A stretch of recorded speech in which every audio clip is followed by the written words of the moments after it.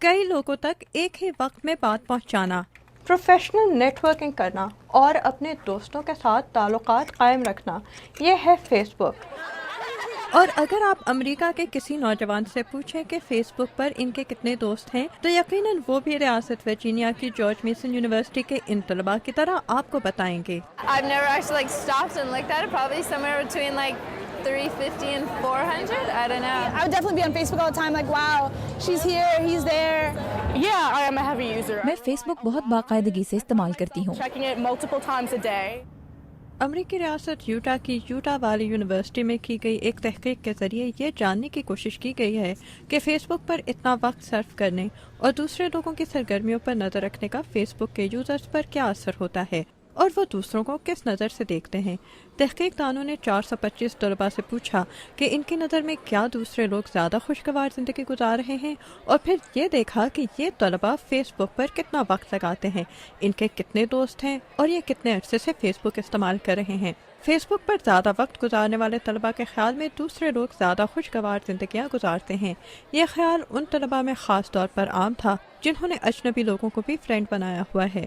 اس تحقیق کے نتائج کا جائزہ لینے والے ایک ماہر نفسیات ٹاڈ کیشتان ریاست ورجینیا کی جارج میسن یونیورسٹی میں پڑھاتے ہیں۔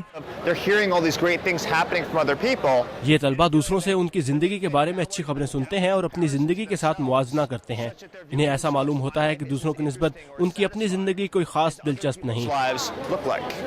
یوٹا والی یونیورسٹی کے مصنفین کے مطابق ممکن ہے کہ فیس بک استعمال کرنے والوں کا اپنے دوستوں کے بارے میں یہ تاثر ان دوستوں کے حالات زندگی پر نہیں بلکہ ان کے رویوں یا ان کی شخصیت پر منحصر ہو، اور اگر یہ دوست اپنے اسٹیٹس اپ ڈیٹ پر ہمیشہ اچھی باتیں ہی لکھتے ہوں تو ممکن ہے کہ ان کی زندگی کو بھی اس کی وجہ سے زیادہ خوشگوار تصور کیا جائے۔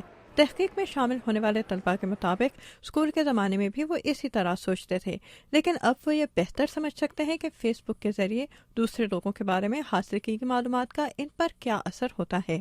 I give people the impression that میں لوگوں کو اپنی زندگی کے بارے میں اچھا تاثر دینے کی کوشش کرتی ہوں، اور یہ بالکل حقیقت نہیں۔ معلوم ہوتا ہے جیسے کوئی اجنبی میرے بھیس میں یہ باتیں لکھ رہا ہو۔ completely with my face. I'm aware that whatever people post on Facebook is میں اچھی طرح جانتی ہوں کہ لوگ فیس بک پر جو باتیں لکھ رہے ہیں وہ ضروری نہیں سچ ہی ہوں۔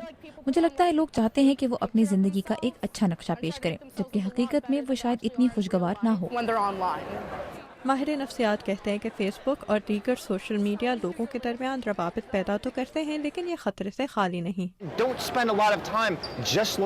صرف دوسروں کو پیش آنے والے اچھے واقعات پر ہی توجہ نہ دیں بلکہ اپنے تجربات بھی لوگوں کو بتائیں۔